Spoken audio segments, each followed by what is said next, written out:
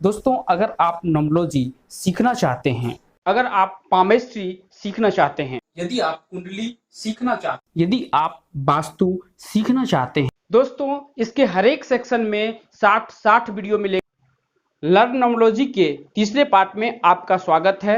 हम आज इसमें बात करेंगे एलिमेंट के बारे में, और ये एलिमेंट न्यूमरोस्कोप जो होता है उसमें एलिमेंट का क्या प्रभाव होता है, कौन से घर में कौन सा एलिमेंट होता है, इसके बारे में हम बात करेंगे और ये प्रिडिक्शन में कहाँ आपको हेल्प करेगा। तो सबसे पहले हम न्यूमरोस्कोप बनाते हैं। तो न्यूमरोस्कोप के बारे में आप जानते हैं, आप हम इसे अच्छी तरह से ड्रॉ कर लेते हैं।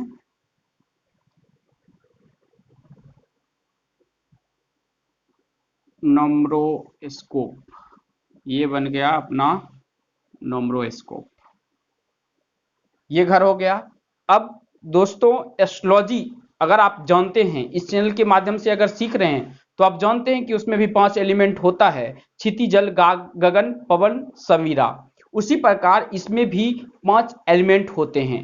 अब इस एलिमेंट का कौन कौन सा घर होता है इसके बारे में हम इसमें जानेंगे। तो सबसे पहला जो होता है 5 एलिमेंट में, सबसे पहला वुड होता है।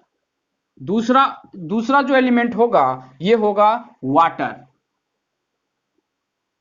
तीसरा होगा मेटल। चौथा होगा फायर। आपको दिख रहा होगा वुड, वाटर, मेटल, फायर, और पांचवा हो गया अपना अर्थ।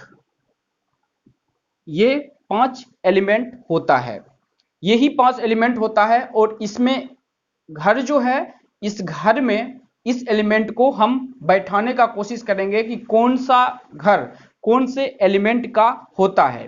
तो सबसे पहले वुड, देखो दोस्तों इसको याद करना बहुत सटीक है, क्योंकि जब हम जूम पे क्लास लेते हैं तो उस वक्त हमें क्या पता चलता है कि स्टूडेंट को ये याद ही नहीं हो पाता है कि इसमें कौन सा घर किस व्यक्ति का है। याद करना कौन सा जो एलिमेंट है किस घर का है वो याद ही नहीं होता है।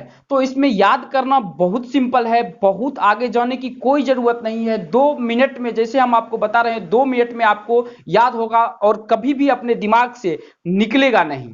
तो इसको याद करने का तरीका है, जैसे दोस्तों इसको हम सपोज कीजिए कि ये 5 एलिमेंट है और इसको भरने का कोशिश करते हैं। तो याद करने के हिसाब से हम आपको बता रहे हैं कि सबसे पहले ये तीनों जो घर होता है, ये तीनों घर, गोल्डन लाइन आपको पता है, ये तीनों अर्थ का होता है।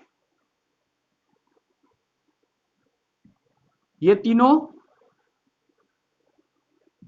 अर्थ का होता है, ये याद हो गया, ये तीनों अर्थ का होता है। अब हम याद करेंगे इसके ऊपर फायर होता है और नीचे जो होता है वो वाटर होता है। 2 ही होता है पूरे घर में। तो ये यानी कि यहां पे फायर और यहां पे वाटर, यहां पे फायर रख दिए, यहां पे वाटर रख दिए। अब हमको बचेगा ये दोनों घर।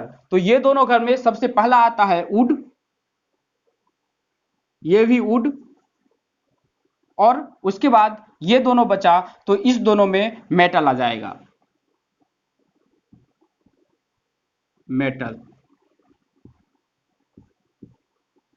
अब याद करने का कोई जरूरत ही नहीं है, इसमें तीनों में अर्थ, ये तीनों जो एलिमेंट घर है इसमें अर्थ आएगा, ऊपर फायर घर में, नीचे वाटर, इस दोनों में मेटल और इसमें दोनों में वुड। याद करने की कोई जरूरत नहीं, 2 मिनट में याद हो गया। तो इसे अपने दिमाग में घुसाने का कोशिश करो और इसे याद रखना जरूरी है इस घर को, क्योंकि जब आप प्रिडिक्ट आगे जाके करोगे तो इस चीज का जरूरत पड़ेगा कि कौन सा घर कौन से एलिमेंट का है और उस घर का जो रिलेशन है वो क्या चीज हमको देता है। तो ये चीज याद रखना जरूरी है। अब हम अगले वीडियो में बता चुके हैं आपको डायरेक्शन के बारे में, पिछले वीडियो में दूसरा या पहला पार्ट था उसमें हम आपको बता चुके हैं। तो डायरेक्शन याद रखो, उसके बाद ये एलिमेंट बता दो, याद रखो। अब हम नेक्स्ट वीडियो में हम आपको बताएंगे कि किस घर में कौन से ग्रह का कनेक्शन होता है, यानी कि शुक्र राहु का जो घर है या जो उसका नंबर है, उस घर में अगर कोई नंबर आता है तो उससे क्या हमें प्रभाव पड़ता है, हमारी जिंदगी में क्या प्रभाव पड़ता है। न्यूमरोलॉजी अगर सीख रहे हैं, एस्ट्रोलॉजी, वास्तु कुछ भी सीखना चाहता है तो चैनल को सब्सक्राइब कर ले। हम मिलते हैं आपसे एक नई वीडियो में। धन्यवाद।